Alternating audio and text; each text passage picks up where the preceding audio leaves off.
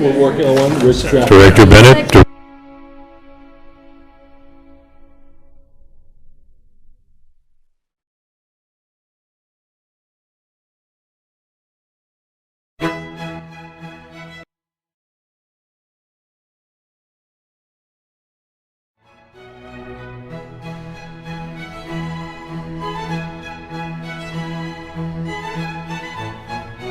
Board meeting, Monday, August 27th, 2018, 7 p.m.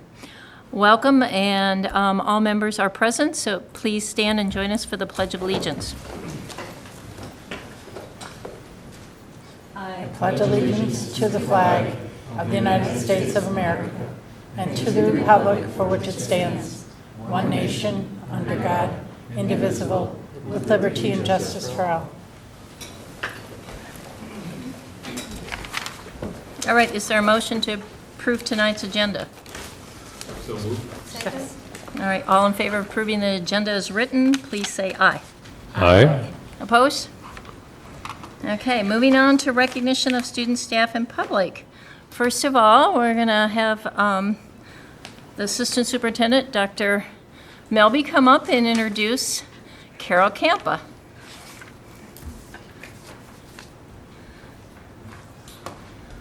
All right, thank you, Chair Steigoff, members of the school board, Superintendent Fujitaki, and Principal Campa. It's my distinct pleasure to introduce to you formally as the official principal at Kennedy High School, Carol Campa. Just a little bit of background. Carol has over 33 years, we had to do the math twice to figure out, 33 years of experience in education. That's a good thing.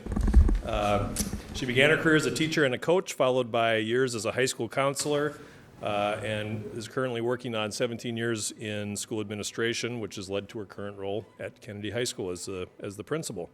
She earned her Bachelor's of Science degree from the University of Wisconsin La Crosse and her Master's Administrative Specialist degree from University of Wisconsin Milwaukee. We're not holding that against her, obviously, that she did so many degrees in Wisconsin. We're happy to have her in Minnesota and in Bloomington. Carol brings a wealth of skills, knowledge, and experience to her leadership role. And I just want to say thank you, Carol, for accepting the position, and then invite Carol up to say a few words.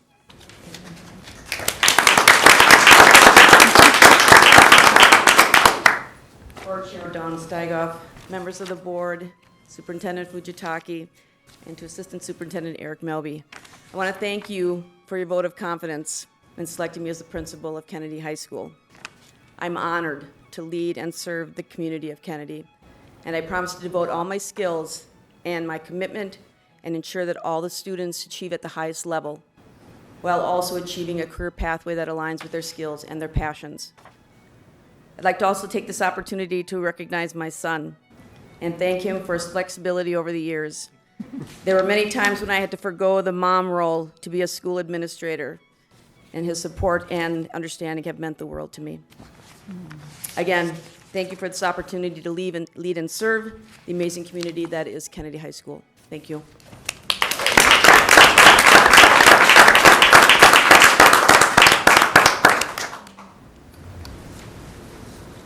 All right, next we have the Bloomington Education Cable Television, BEC-TV, received a silver award at the Minnesota Association of Government Communicators Northern Lights Awards for its Bloomington Public Schools Centennial video.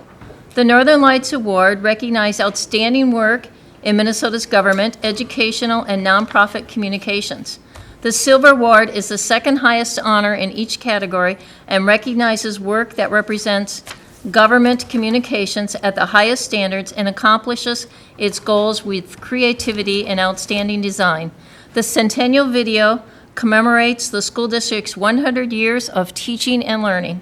It was selected from 90 entries in the video category. The video was produced by BEC TV director Tom Ringdahl and Ryan Hall. So welcome, Tom Ringdahl. Congratulations. Well, it's an honor to be here this evening on behalf of the whole production team that helped bring it together. Clear throat before approaching the microphone. See, you have me all choked up. We're going to roll just a little piece of this. We're going to give you about 4 minutes worth, just to get a flavor of the video, and then I'll have a couple words and I'll be out of your way.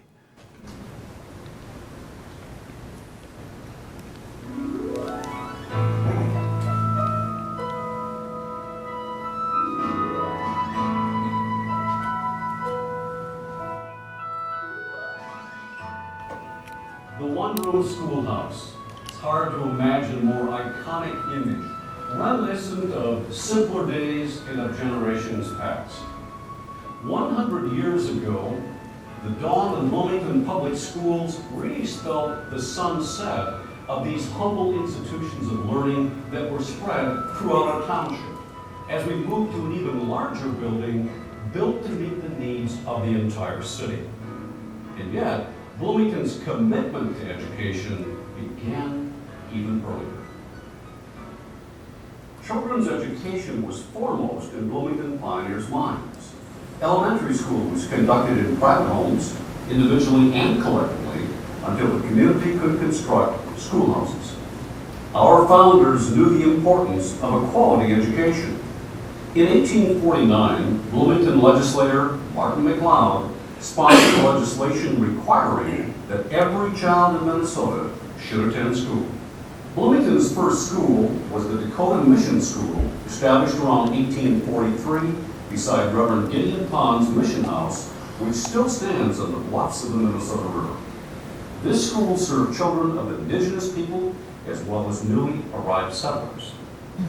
Formal school programs started in 1859 with the development of county school districts and construction of the first one-room schoolhouse in Bloomington. The Gibson School at France and Shakopee Road. Over the next 50 years, 6 more one-room schoolhouses were built. Cates, Bloomington Ferry, Kell, Poplar Bridge, Kimball, and Bush Lake. In 1917, just before the U.S. entered World War I, these 7 one-room schools were merged into the Bloomington Consolidated School District. At that point, students who sought a high school education enrolled in the Minneapolis schools and either boarded with Minneapolis families or made the daily trek by buggy or via the Dan Patch Railroad. In 1918, a single school to serve grades 1 through 12 for students from throughout the community was built near Penn and Old Shakopee Road. At that time, high school-age boys stayed home and worked in the farms. So, the first graduating class, 6 students, were all girls. This historic event marked the beginning of Bloomington's secondary education. We desire to make this school an institution such that in it every pupil will learn as much as possible. We further that this be accomplished under the same conditions as the teachers, expenditure of money, location of school, as is the case in any school in the state. Transportation to school depended on the weather. When snow halted the school buses, horse-drawn sleighs did the job. Bloomington was not spared the hardship that gripped the nation in the 1930s.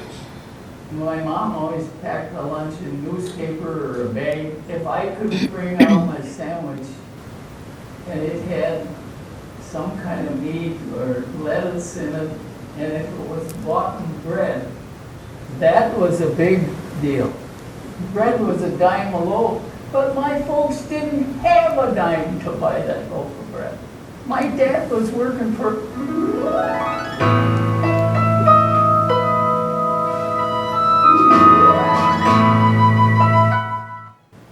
There we go. Kind of unceremoniously stopped right in the middle of Fran. But it's difficult to find a stopping point because I just find that the whole thing's so engaging because it's the story of us. This is where we came from.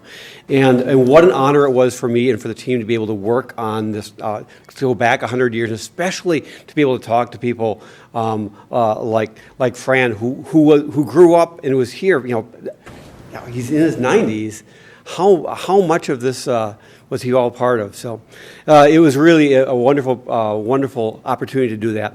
And I always say that There are a few things I'm really good at. A lot of things I'm okay at, but one thing I'm really super at. What I'm really super at is surrounding myself with amazing people, and that's the reason that this became an award-winning program, because of the people, not because of me, but because of the people I was honored to work with. So lots of people on there, but of note, of course, Bob Benedict, who came up and was on camera with us.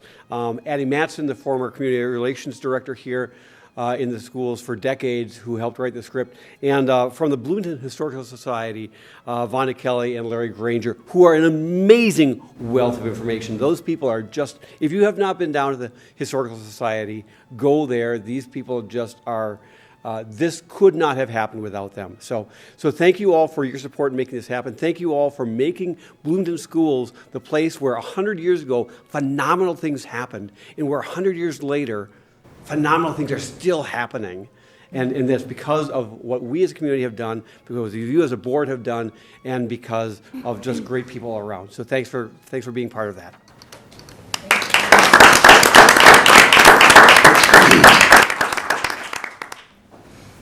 Is there anyone who wishes to address the school board on an item that is not on the agenda? No, Madam Chair, this is still on the item. Oh, sorry. Tom, is that, yeah, we aren't through with our accolades for you. Is that on YouTube or a video Yes, that we can access? Yes, it's available on YouTube and on Vimeo and on the BEC website and a few other places. And we can, Deb and I will make sure you have the link for that. Great. Great, thank you. Thank you for your good work. It was nice to see a product of Tom's family working with our musical today too, because we've known Tom for years as an actor and director, producer, and everything else like that, but to see one of his children now accepting the responsibilities and the roles of doing it. It was an honor. My son was musical director for Footloose this summer and came back this morning and helped out with a big staff wall kickoff. And yes, you can believe I was proud as punch to have him up there. So thank you very much.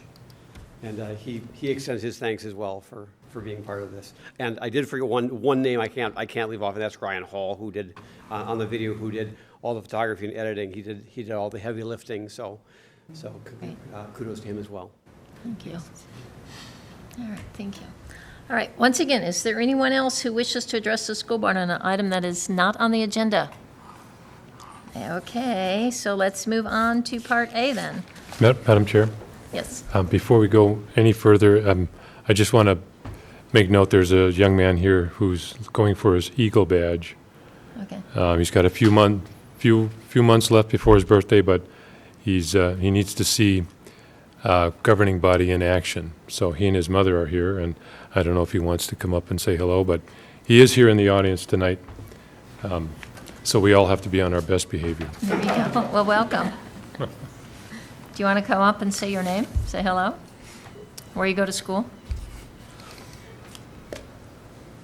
Hi, I'm Connor O'Hara. I go to Jefferson High School, and I'm here for a requirement for a merit badge to complete my Eagle Scout. And actually for my project, I'm building a big lost and found shelving unit at Olson Middle School. Great. All right, thank you. Yeah, Thank you. good work. Thanks, Connor. All right. All right, so moving on to Part A. Would someone like to move Part A? So moved. Second. All right, all in favor of moving Part A, please say aye. Aye. Okay, on to Part B, graduation exercises. Someone like to read this? And Dr. Melby, I think, is coming up? Sure. Yes. Be it resolved, the School Board of Independent School District 271 establishes graduation exercises for the 2018-2019 school year on the following dates. Kennedy High School, Thursday, May 30th, 2019, 7 p.m. Jefferson High School, Monday, June 3rd, 2019, 7 p.m.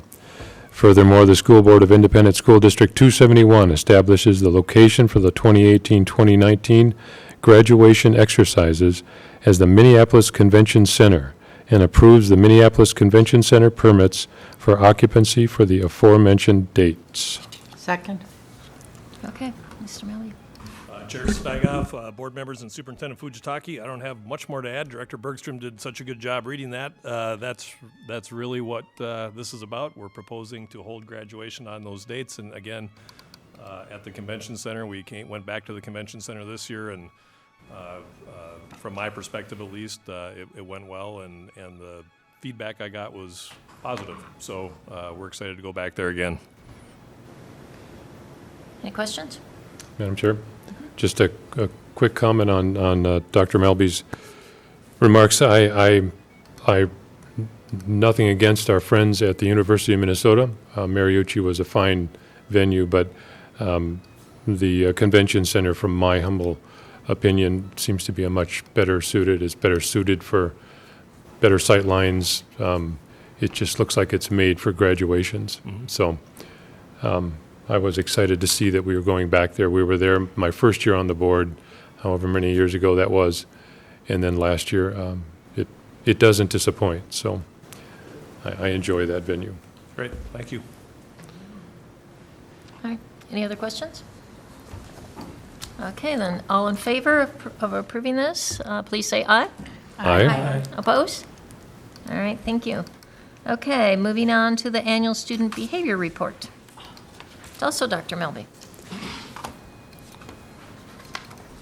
Again, Chair Steigoff, members of the board, and Superintendent Fujitaki, and viewing public, I'm here to give you an update on, or not an update, but an actual annual student behavior report.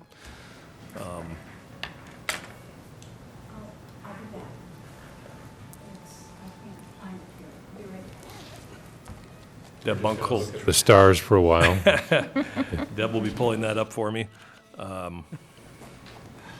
The Milky Way that we're looking at there. Milky Way, was that a pun for Eric Melby? Melby? Never mind. I will start the report as Deb is helping to get the report put up on the screen. The purpose of this presentation tonight is well, it's an interesting topic, obviously, but it's also a compliance piece. Part of our agreement with the Minnesota Department of Human Rights, which was reviewed with the board a few months ago, is to give annual reports to the school board. Also are required to send a report to the Department of Human Rights by September 1st of every year, so this timing makes sense to review last year's work with the school board and then get that report off to the Department of Human Rights this week. I want to remind everybody that the agreement that we signed with the Department of Human Rights was actually signed by the district and eventually by the commissioner of the Department of Human Rights on March 28th of this year. So really this year is the first year of working with this agreement. As I mentioned when we talked about this agreement before, we're actually excited to tackle the work of improving outcomes for student behavior in the district. And so we didn't look at it as a bad thing, really. We looked at it as an opportunity to take a look at what we were doing, to fine-tune and adjust, and frankly, do better with our behavior plans in the schools for students. One thing that we did do when we started that work was to develop a behavioral support philosophy. We had a small work group, a small but powerful work group led by Megan Wilrett, who's the principal at Valley View Middle School, and she had a number of staff people on that team, including teachers from around the district, not just Valley View folks. Wendy Marchek, who's in the crowd tonight, served on that committee, I think. And they did a lot of really good work putting a plan together. And one of the first things they did was create a behavioral support philosophy. And I'm going to read it to you. And luckily, pretty soon I'm going to need some transition lenses, but I'll do my best with this. We believe that keeping students in class is essential to ensuring their readiness to thrive in our rapidly changing world. Therefore, our behavior support system will be proactive in developing positive behavior support processes, be culturally intelligent, only use removal from class and or school as a last resort, and the behavior support philosophy will guide building level decision making in regards to student misconduct. We worked on that with that team and then shared it with other principals and got feedback to get to that point to have that behavior support philosophy. My background as a former EBD teacher, emotional and behavioral disorders teacher, and a true believer in PBIS and positive interventions for students, I really like that behavior support philosophy. At the board retreat recently, you heard about focusing on student attendance to make sure kids are in class and learning. That will improve outcomes for students, and certainly kids showing up is one thing, but also kids being able to stay in class and not be out of class for behavior reasons and or home on a suspension is important as well.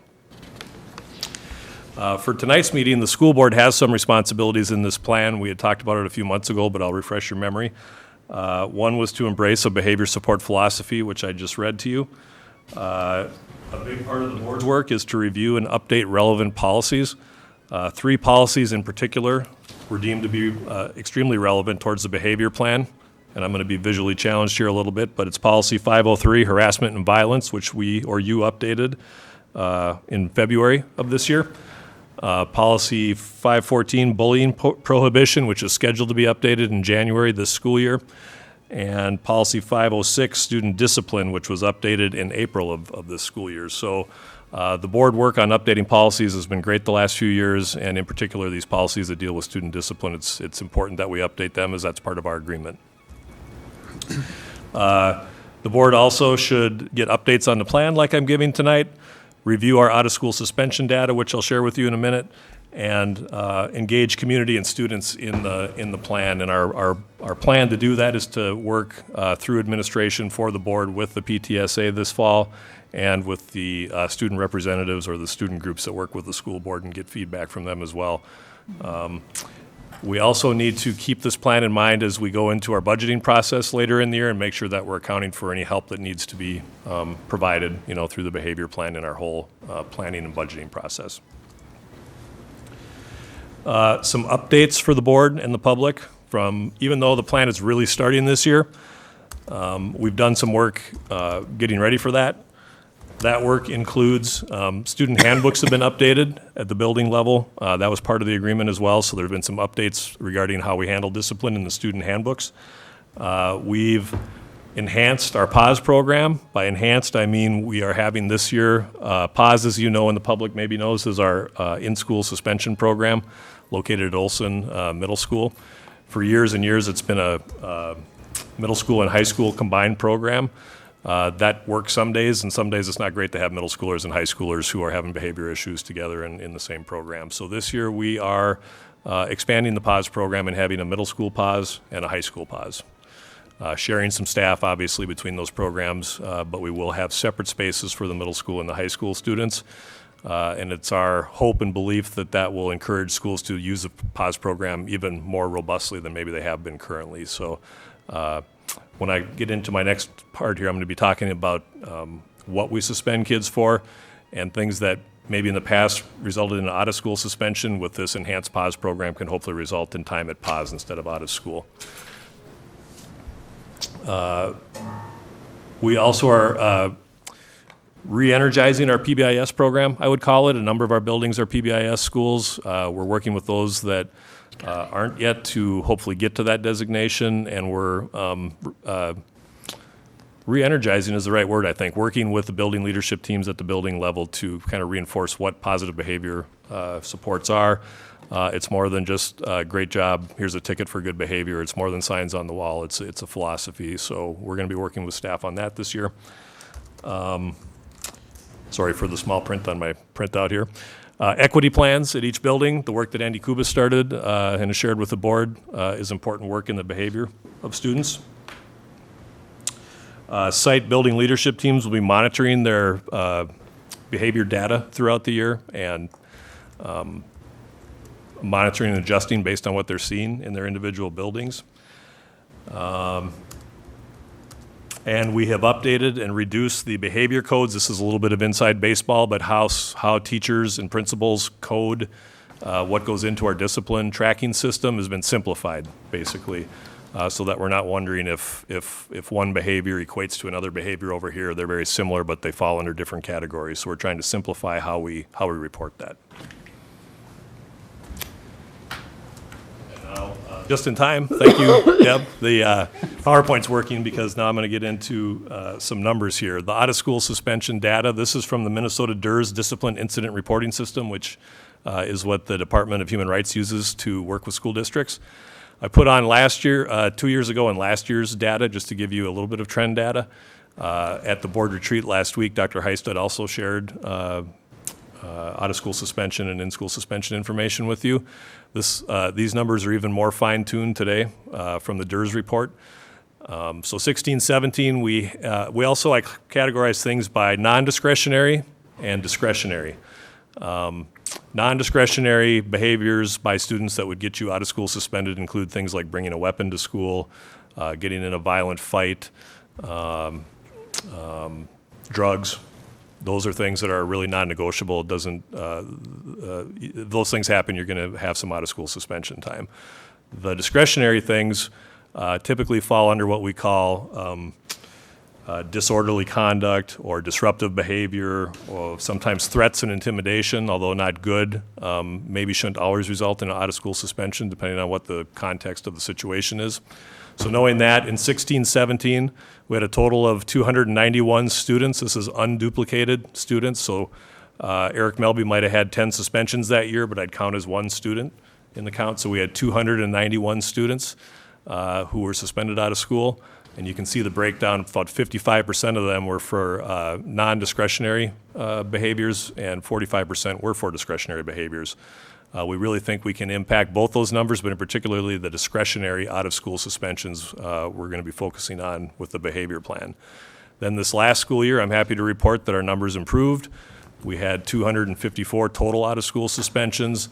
And you can see the numbers on the slide. 58% of those were for non-discretionary, and good news is the discretionary out-of-school suspensions reduced to 42%. So how are we measuring this? Just in the numbers I just gave you, for 18-19, this school year, as part of our plan with MDHR, we set goals for ourselves. So our goal for this year is to reduce our number of out-of-school suspensions total in the district, unduplicated by student, to 146 students or less. That would be a big drop. It's an aggressive goal, but I think we can meet it. We also want to reduce, and in that 146, we want to reduce the discretionary out-of-school suspensions to 57 students or less and the non-discretionary to 89 students or less. Those numbers were, we came up with those numbers by meeting with all the principals at the middle schools and the high schools, having big discussions about those numbers, and then coming up with those goals and those targets. Next steps for us, like I said, by September 1st, which is rapidly approaching, I have to get the report off to MDHR. Their report has much more detailed information. I know there will be questions after I'm done presenting here, and I'll do my best to answer them. Some I can't get into a whole lot, because if you get into elementaries and even some middle schools, when I start talking about percentages or numbers of students of color, for instance, who have been out of school suspended, the numbers get pretty low, and folks could figure out who those students are. So I won't answer some of those questions, or I can't. I can talk to you offline about them. We will also be sharing our metrics that we're using to measure success in our plan with the department. And that's the end of my formal presentation. Okay, questions over here. You want to go first, Jim? So the numbers that you just showed, that's total, Just go right around. all schools. Yes. But there is a way to break it down as high school, middle school, and total elementary schools without getting into any specifics. Yes. I mean, just to get a sense, and Yep. I'm sure Dr. Heistad has that information too. just to Yeah, get and a some of that sense was on the report that Dr. Heistad, or the PowerPoint he shared last week. I've got some other numbers here that I can share in terms of percentages.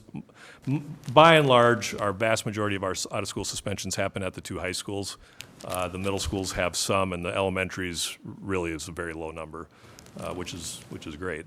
But I can try, if depending on what your questions are, I'll do my best to answer questions you have here. And there's a follow-up. And then, so when we have a new 2018, 2019, and send that report in with our goals and so forth like that, has MDHR accepted the plan and the structure and the metrics and everything else like that to say, good work, go ahead, and feed us the numbers next September. Yes, they've accepted the plan. Deirdre Yarborough and I serve as the district representatives to the larger committee that the MDHR formed. So we'll be going to a meeting in October with them and other districts who are involved with this. And I'll go so far as to say I think our plan was one of the first and probably the template for a lot of the other plans, so. Thank you. Okay, we'll just keep going in order. You want to go next? Sure. Eric, thanks for the presentation. Deb, thanks for getting this all back online. Just curious to know, from 2016, I'm on page 3. I don't know what slide that is. It has the out-of-school suspension data. From 2016 to 2017, we're looking at a decrease in both discretionary, both categories. I'm just curious to know, did we use the same criteria from one year to the next, or did anything change? Great question. We will continue to use the same criteria. So when I talked about simplifying those behavior codes, we were very careful to keep the codes. The state has codes in their discipline incident reporting system. We over time have expanded those codes for what we thought made sense in Bloomington. So really what we've done is shrunk the codes back down to the original MDE preferred codes, and those help us determine the discretionary versus non-discretionary, and so we will maintain that same metric moving forward. Sure. And then a follow-up, if I may, to that one. How much do you think, if any, if I'm a staff member and I know that a goal is to reduce discretionary out-of-school suspensions, if I know our goal is to reduce them, is it trying to figure out how to phrase this, is it easier just to let this one pass, to let that one pass, if I have the ability to, some discretionary ability to maybe not see that or not, you know what I mean? I understand the question, I think, Director Bergstrom. I don't believe so. I know that our teachers demand good behavior from students in their classrooms, and they'll continue to. When I talk about re-energizing on some level our positive behavior interventions and supports, doing proactive work on the front end, staff will have extra opportunities to learn more about this and train. That will help reduce behaviors.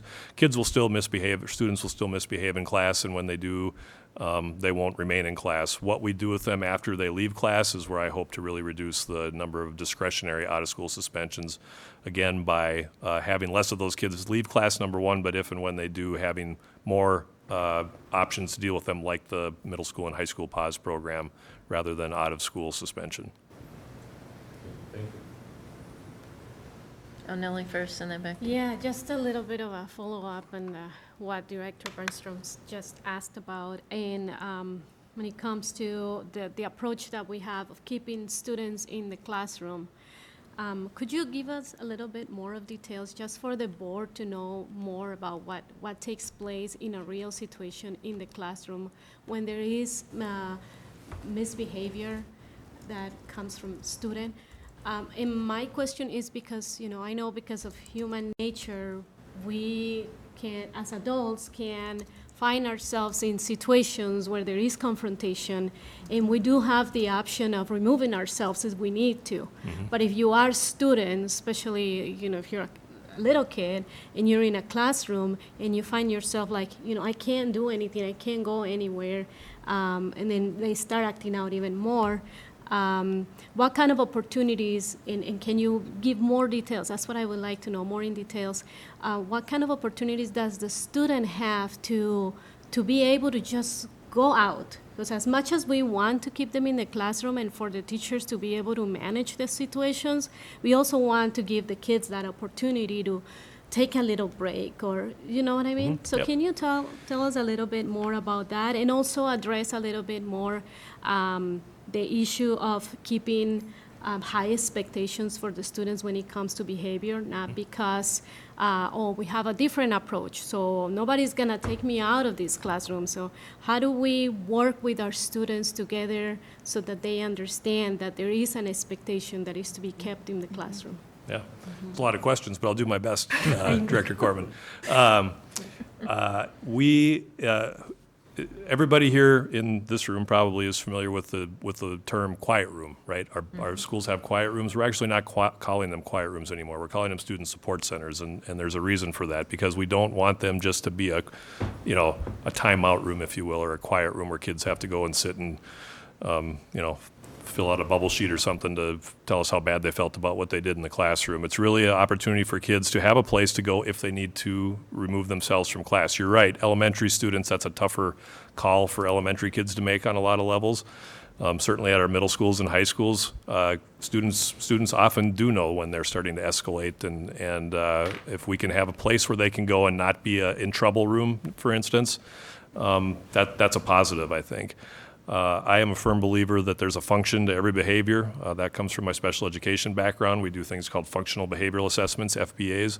I think we need to figure out ways to work with our administrators and our teachers to, you can't do a full-blown FBA on every kid who's misbehaving in your class, but you certainly can have relationships with students and families and understand where things might be coming from, and then take proactive measures to not have those behaviors happen in class.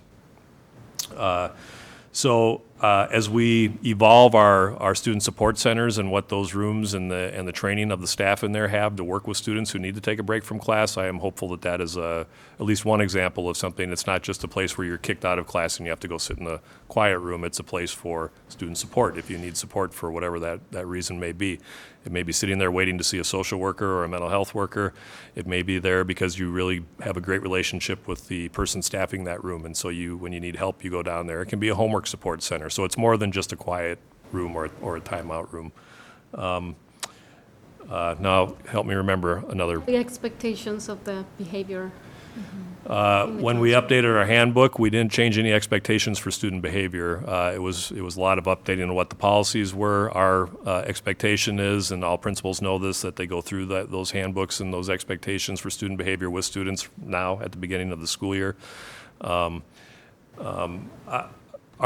have great teachers in Bloomington who have very high expectations for our students. I don't know that this plan or the things that we're doing change, other than hopefully getting better at the proactive positive behavior before behaviors happen in the classroom, changes much of when you hit some sort of red line where you need to leave the classroom because you've said something you shouldn't have said, or said something too many times, or interrupted, or something worse, right? So those expectations for behavior remain the same.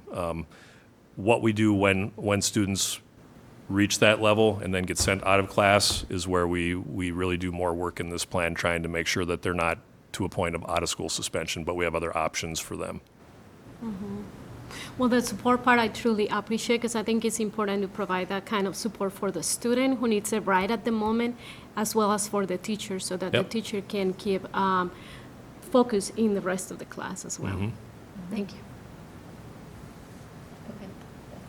I had a couple of questions. You mentioned that we need to have more PBIS schools. Which schools are not PBIS schools? Our two high schools are not PBIS schools, and in general, high schools around the country, because PBIS is a national program, sometimes struggle with the concept of how they can make PBIS fit in a large building with, whatever the number of students. Your average high school has 1,200 to 2,000 students. And I think people have a misperception about PBIS as being kind of more of an elementary-ish program where you're handing out, reward kind of tickets to, great job, Director Beebe, on your behavior today, and you can use that in an operant conditioning kind of way to get some prizes or something at the end of the week, or be in a drawing for something, or whatever that looks like. The other thing that a lot of people understand about PBIS is it's very explicit rules on the walls and expectations. When you walk around this building, you see lots of Husky Pride posters and student behavior expectations. And that's a part of PBIS. But it also, I think, at the high school level gets into that relationship building with staff and with kids. And this is me personally a little bit from my background, and you probably know this too from your background, is finding some hook with a student who maybe is struggling. Oh, really? You like soccer too? I love soccer. It has nothing to do with the math class we're teaching today or whatever, but you reinforcing and giving extra training to folks, particularly at those, well, at all levels, but at the high school level, if you can make a good relationship with that student, and you, nobody wants to, I don't think kids wake up in the morning going, I'm going to go to school and get in trouble and misbehave today. There are circumstances in their life that trigger those misbehaviors, and if they have a caring adult who has a personal connection with them, that's also PBIS. And so when you come in and I can sense your body language is a little off, and I say, gosh, did you see that soccer score last night? And it kind of puts you off whatever your thing that was bothering you were, and gets into. So our high schools are not, to answer your question. And we, even though not PBIS, we have expectations that they have positive behavior plans in place and that they're following them, which they do. But I would love to get to a point where we say we're a total PBIS district in Bloomington. Can you, maybe for people that don't know, can you clarify that about the PBIS program, that it's from the Department of Ed and Yep. it's a training, so they understand that the difference, because we may have PBIS methods that are happening in those schools, but they're not official PBIS. Can you explain the difference? You actually you. apply to become an official PBIS school through the Department of Ed in Minnesota, and that entails some training that goes along with that, and actually you have to have your staff agree to be a PBIS school, and they actually take a vote of the staff, and you have to, I think the magic number is 80% have to vote. Yes, we want to be a PBIS school, and then you go through some extra trainings and become a PBIS school. That's 50,000 foot view of that, Yeah. but yep. Okay, thank you. All right. Another question. I was wondering, how have the classroom dynamics changed because of this attempt to reduce out-of-class, suspensions? There's that question. The other question is that I did connect at one school this last spring, and one of the people who have been in that school for a long time said that it used to be that if a child got 3 BIPs, meaning behavior improvement plans, the parent was called. They were concerned because now it's 5, and the impact on the teachers and the struggles that they were having. Can you speak to that? You know, each school works out their PBIS plan and what that looks like, and how many strikes you have to get before a parent phone call or a contact happens. And so, that's something that we can support at a district level by giving consultation and training to, but each building has their learning supports team in the building, and those are things that they should be discussing, and if they need to monitor and adjust, as we like to say, then they should, and they can. It's not a mandate from us that you have to have 5 or 3 or 4 or whatever that number is. So I would encourage those folks to talk to their teacher leaders and their learning supports leads, and if they need to monitor and adjust that, to do that. The person who spoke with me was quite concerned because she did see a change in what's being allowed in behavior in that school, that it has gone down. Okay. I would say that this plan is just going into effect now, so I don't know that decisions that had been made were necessarily as a result of this. We started talking about this plan last winter and into the spring. And I would be happy to, I know we don't want to put anybody on the spot at a board meeting, but I'd be happy to discuss it with you and do some follow-up. If I can help, I will help. Yeah. All right. But Any what are the questions? teachers saying in the classrums regarding? Yeah, I don't know that I can answer that question. I didn't take a survey or anything like that, so I don't have I just have anecdotal, what I hear from teachers. And I haven't heard that kind of frustration, I guess, so I would like to talk with you more about that. Yeah, thank you. You have a question, Mr. Bennett? First, thank you for all your work on this. This is important work, and I'm glad we're doing it. And I'm looking at the numbers here, and it's good to see that we went down for that 1-year sample. We went down in out-of-school suspensions, but I'm wondering, are we reporting the numbers of in-school suspensions, and are those going up as these are going down? We do report the number of in-school suspensions. And I don't have trend data on that, Director Bennett, I'm sorry, but I can get that for the board and share that with them. I think it's been, well, I don't want to guess. I can get the data for you, trend data. That'd be great. Yeah, because I might be wrong on this, but isn't a suspension, be it in school or out of school, because they're being prevented from going from the classroom, so they're missing instruction for that day. So in school or out of school is still suspension. So they still care. Does the state want us to reduce our in-school suspension as well, or are they just focusing primarily on out-of-school suspension? The focus of the MDHR work is out-of-school suspension. I would agree with you. I'd state that being in class is the best place to do your learning. I think in-school suspension is better than out-of-school suspension because you have the actual school curriculum. If you're in the PAWS program or at in a school, you have licensed teachers who are working with you on that. You're not at home without that work. So it's not as good as being in the class. I would argue it's better than out-of-school suspension. Yeah, and I agree with you that the best way to reduce these suspensions is to do the proactive and more PBIS and trying to equip our students with the skills necessary so that they can be successful in the classroom instead of waiting for the behaviors to happen and then giving them consequences. We want to, do it before it happens. So I think this is a good work, and again, thank you for all of your hard work on it. Thanks. Anybody else have a question? Okay, one more. I know that the Human Rights Commission actually brought this to our attention because they felt that a disproportionate number of students of color were being suspended. So the numbers here don't actually show those distinctions. Right. Did we go down in the number of students of color? I can answer that, and we did from 2016 to 2017. In 2016, 17, 42% of our out-of-school suspensions were black students. Last year it was 38%. And the same holds true at our high schools as well. So making progress in that area, yes. Okay, any other questions? Well, thank you for your work on this. You know that you and I share the same philosophy about all behavior has a function to it, so. Yeah, you're welcome. Thank you. Thank you. All right, moving on to policy. Evidently, the policy committee has been very busy. So would someone like to read the first one? And then, Tom, you're the chair. Are you going to talk on each of these, or are you guys splitting them up?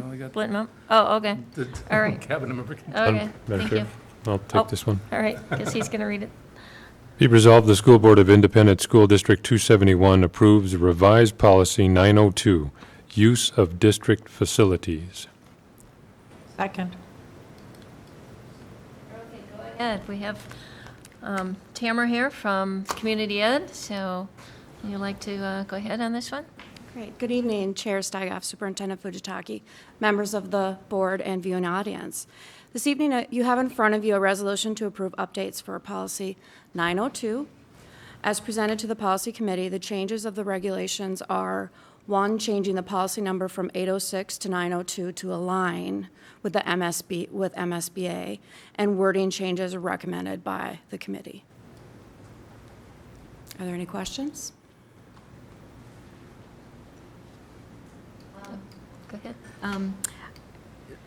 It's hard to know. I'm new, so I don't know what the wording was before, what wording was changed with what the MSBA had said. Can you let me know what was really changed, was much different? Well, with MSBA, it was just the original statement cleaning up the language, but it was really about moving it to policy 902 to follow the MSBA policies. So in front of the committee, I mean, just slight edit changes throughout, just grammatical was just quite a few of them, just cleaning up the policy. So there was no major change in the policy itself. Okay. Okay. Okay. All right, so all in favor of approving the revised policy 902, please say aye. Aye. Opposed? Okay, the next one. right, thank you. Thank you, Madam Tamara, Chair? thank you. Okay, next one is revised policy 401. That is equal employment opportunity. Madam Chair, I can read it. Resolved that the School Board of Independent School District 271 approves revised policy 401, equal employment opportunity. Second? Okay, want to go ahead? Okay, Chair Steigoff, Superintendent Fujitaki, and members of the school board. I am bringing forward actually two policies that are mandatory policies to have for a school. This one is equal employment opportunity, and it talks about how we treat our applicants to the district and how we can't discriminate against people for various things. This does include an update to language that we do use the MSBA model policy, and they changed their policy in 2017. So we are now updating our policy to reflect that change. Questions? What was the wording that was changed? If you look at the policy, there's a list in Part A of protected classes. You know, it lists various things. What they added is including gender identity or expression to the list of protected, non-discriminatory classes.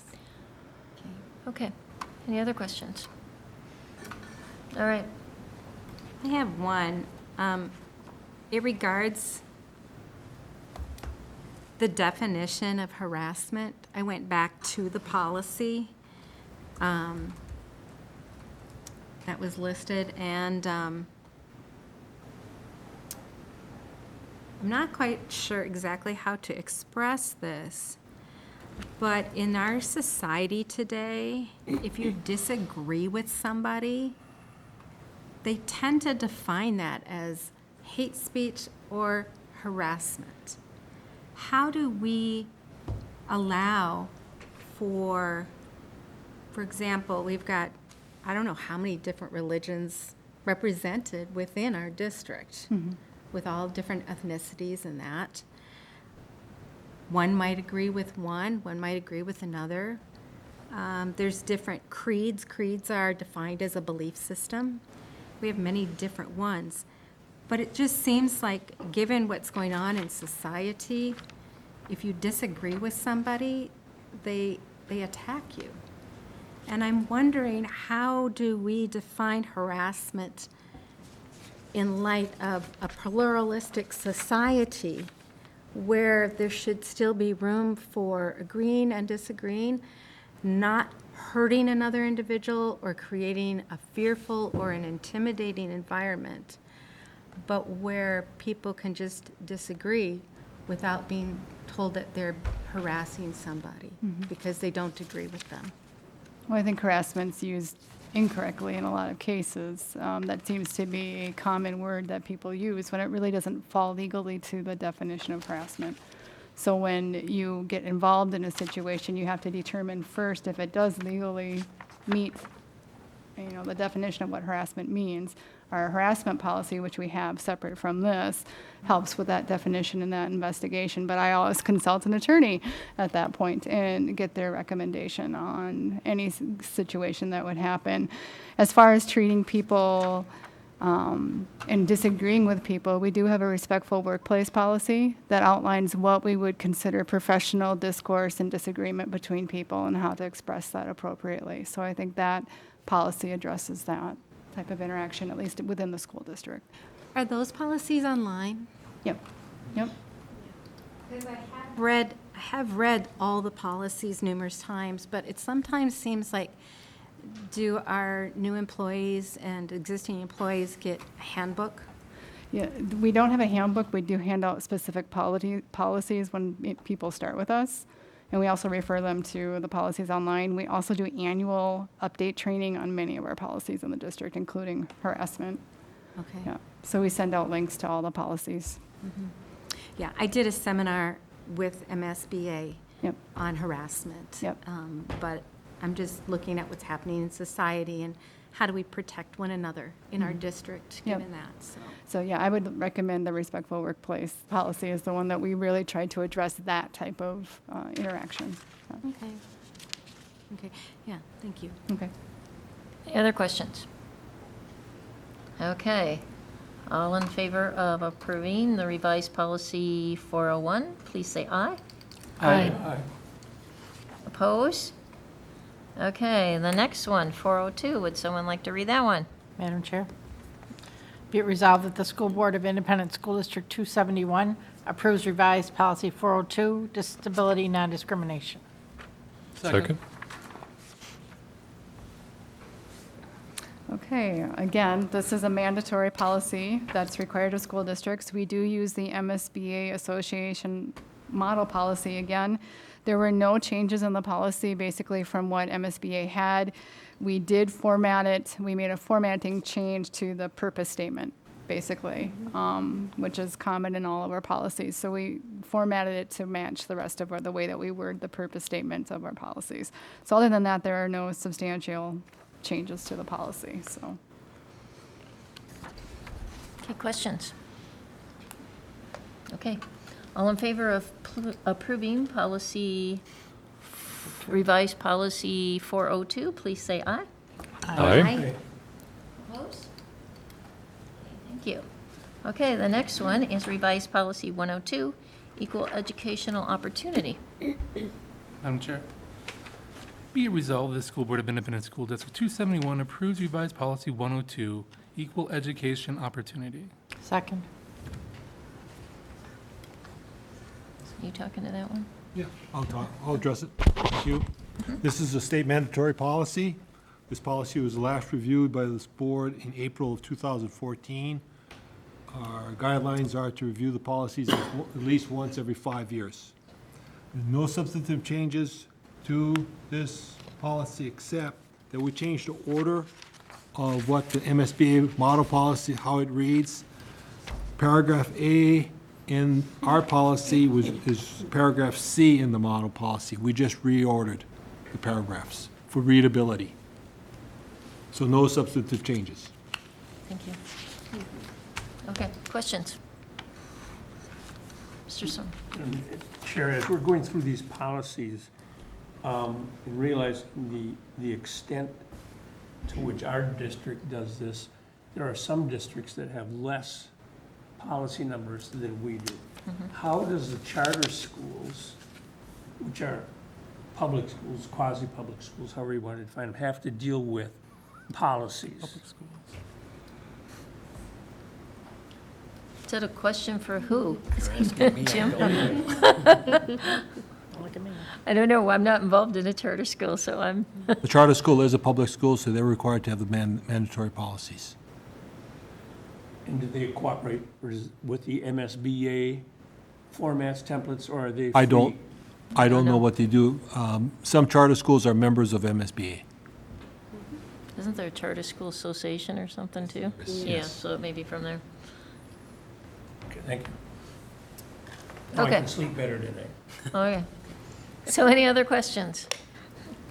All right, all in favor of revised policy 102, equal educational opportunity, please say aye.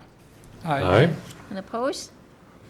All right, then the next one is revised policy 202, school board elections.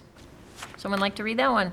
Madam Chair, be it resolved that the School Board of Independent School District 271 approves a revised policy 202, school board elections. Second? May I? Madam Chair? Go right ahead. This is not a mandatory policy. This policy was last reviewed in 2014. Essentially, it was rephrasing, reformatting, no substantive changes. I'll give you an example. On the purpose statement, there are 4 bullet points in the past. They were consolidated to 2 bullet points. No substantive changes to the purpose, just reformatting. Okay, thank you. Questions? All right. All in favor of approving the revised policy 202, school board elections, please say aye. Aye.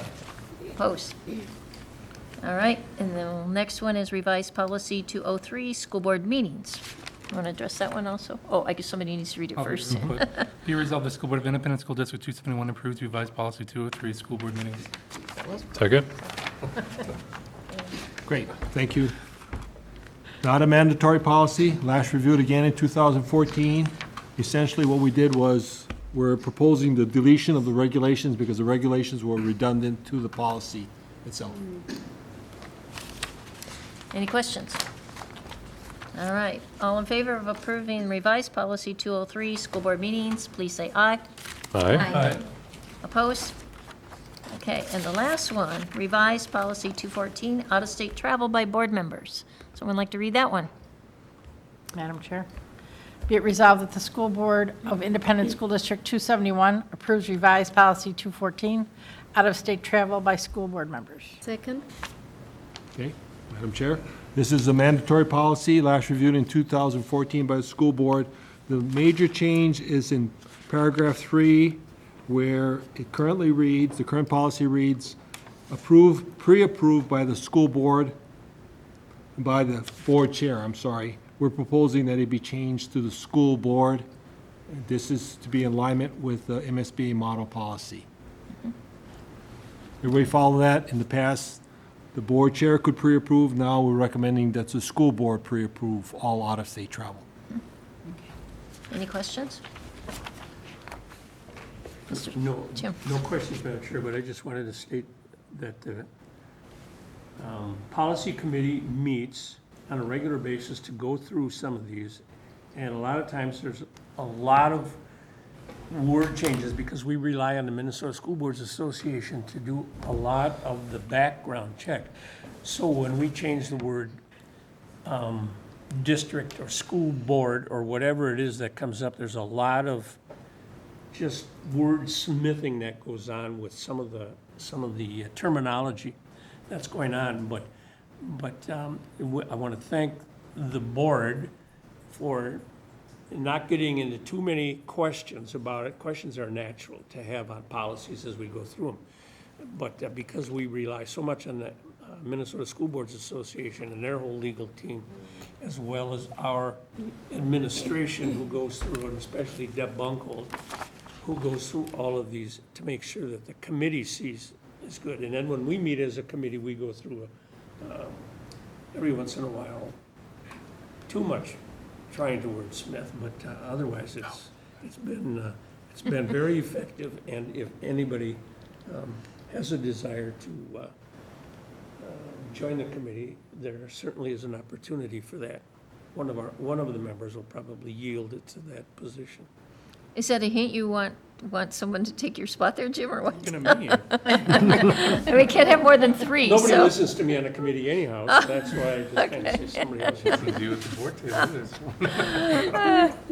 Okay, I guess, do the other, do Thank you you want for to, letting me share that. do just anybody wanna- else want to weigh in then on the I just have committee? a comment, just that kind of, I wasn't thinking about till Director Beebe was talking about these changes in the policies, since that, I've been on the policy committee since it started, so I get to see what the changes are and all the red ink, and I didn't realize that the rest of you guys aren't seeing that, so you're not seeing the changes that are being made, and I don't know if that's something we can potentially normally change do. moving forward, either in the board packets or just send, after we make our changes, send them separately, just so that they know what the changes are. Because that'd be kind of hard to follow. You have to like look on the website, the current the old policy, one. and then find the changes, and it's a little more work than we want the rest of our board members to do, so.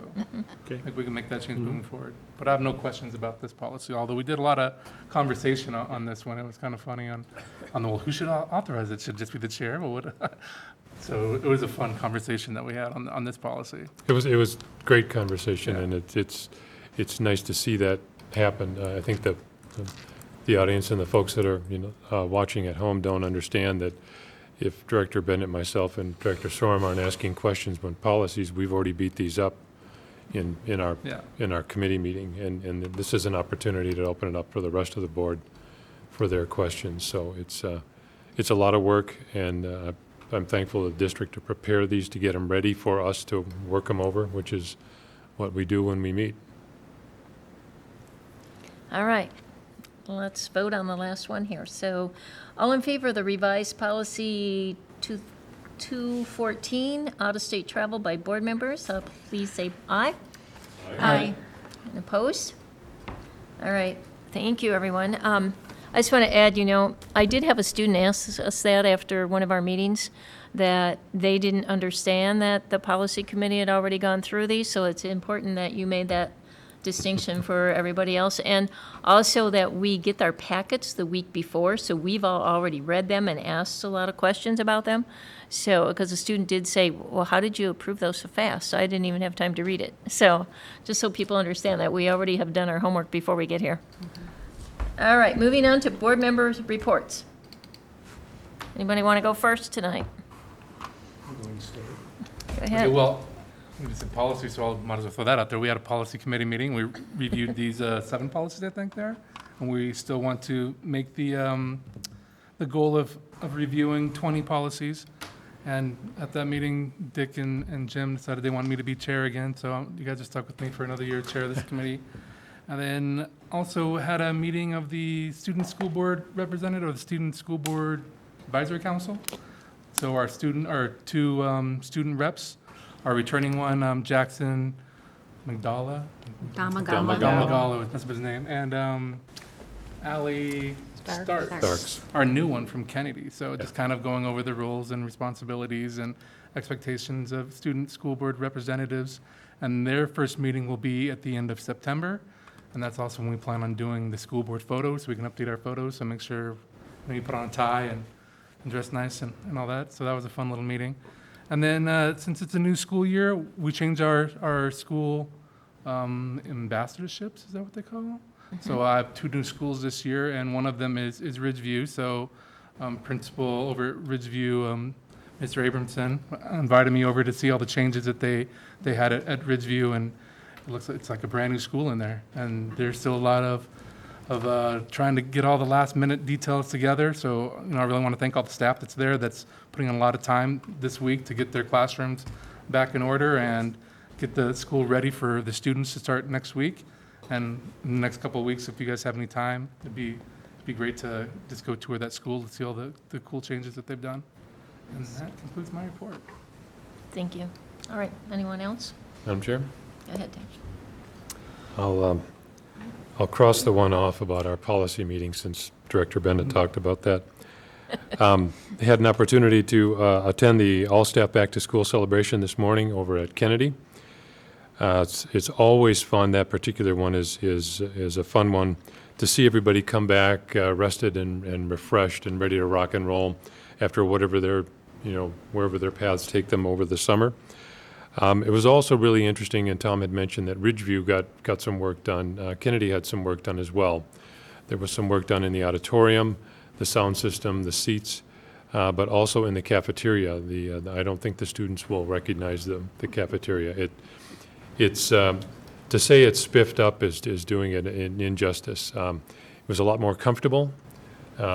We've done something to the air there. It was cooler on a very, very muggy day today.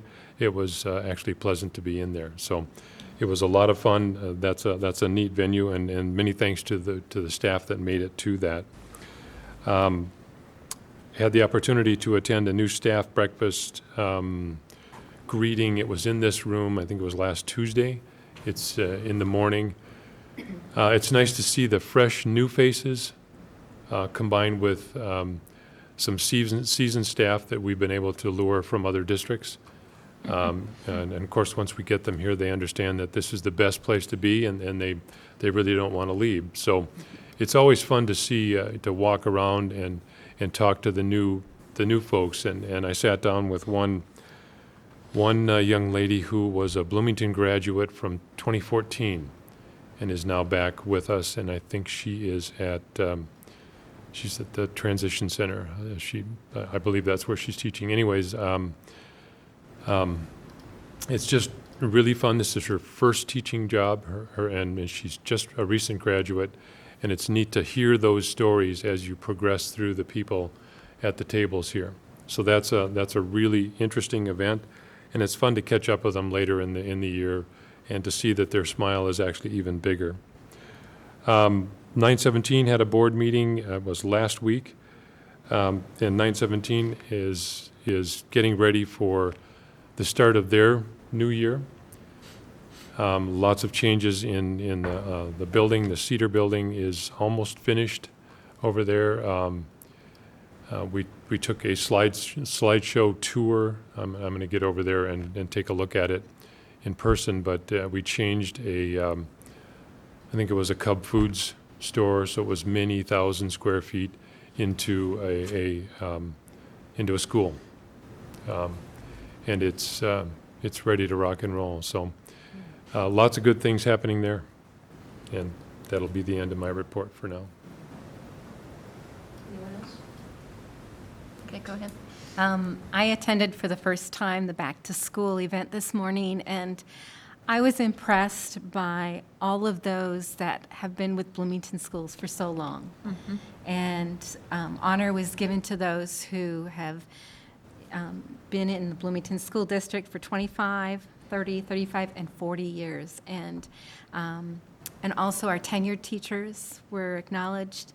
And it just was a very good event. I always think it's important to acknowledge those who have been dedicated, and was encouraged to just be able to talk to those that have been there. And I just wanted to say here too, I just thank you for all those I didn't get to say it to, but thank you for your longevity with the Bloomington School District that has helped create stability, because I think that says a lot to help us.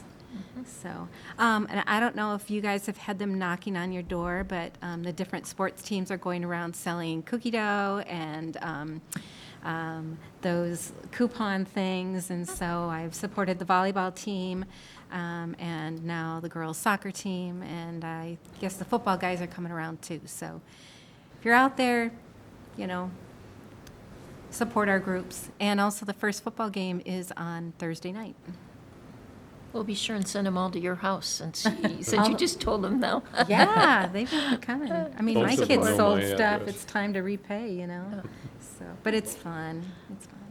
Okay. Anyone else? Maureen? I'll just report that as a member of the Education Foundation of Bloomington, I had the honor of being part of the presentation to the Poplar Bridge fifth grade math team today, and the Oak Grove Elementary administrative team. And the other one that received a Prodigy Award this year was the Transportation Department. So those three were honored and received their checks today. Okay. Anybody else? Okay, I have a few things. First of all, I had a chance to participate in the Junk Start to School, and I got to be a personal shopper for many students coming back to school. That was a great experience, and just thank you to all the people that worked to put that together. I think that over 900 students were served 75, I believe. that evening, so what a fantastic event. So thank you to all the staff. There were many administrators, teachers, people that work in transportation, paras, everybody was there volunteering, so it was a great community event.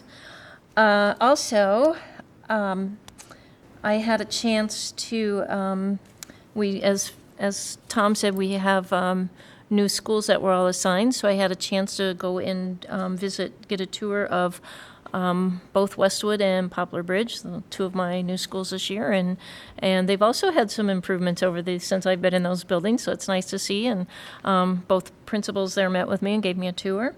And then I also attended Kennedy Connect this week and got to be there when all the students and families were coming, so that was a great event. And today, after the back-to-school celebration, since it was at Kennedy, and Kennedy is also one of my buildings this year, then I stayed for the Kennedy staff meeting, so that was really great. And, it really helps to know what's going on when you sit through their staff meeting, so it was a really great one, and all the new stuff that they were also talking about, so it was a great meeting. I also had a chance to, I know we're going to talk about this, I think, at a future meeting a little bit more, but I had a chance to volunteer for the emergency exercises that our district did. I was there all 3 nights, and it was quite the experience, and cannot thank not only some of the volunteers that were great role players, but also the partnership with the Bloomington Police and Bloomington Fire and the ambulance company, EMTs, et cetera, and the district's work on that, and hopefully that being prepared as we can be for anything. So it was quite the learning experience. And then I also met with the technology team If you remember in our goals, we're going to get a board dashboard that we're working on. So I did meet with the technology team, and they shared with me what they've started on that and their work, and they will be bringing an update further down the road. What will happen is we will have access to all the milestones and the data right there on our board dashboard, so that when you want to look something up, you'll be able to go right to it, and the measurements, the metrics, so it'll be very useful for us. So that's it. Thank you. Would you like to go, Mr. Great. Fujitaro? Thank you, Madam Chair. I just have one thing to report. The Bloomington Noon Rotary Club is a 50-plus-year-old club in Bloomington. They're civic-minded. Their purpose is to support and strengthen the community and also to support youth. Therefore, and I'm a member. Annually, they have a Pack-to-School program where members donate, and they also seek donations to buy 125 backpacks and supplies to fill those backpacks.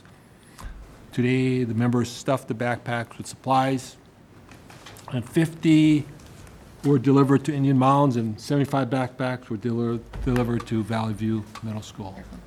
So, thank you to the Bloomington Noon Rotary Club. And that concludes my report. Thank you. All right.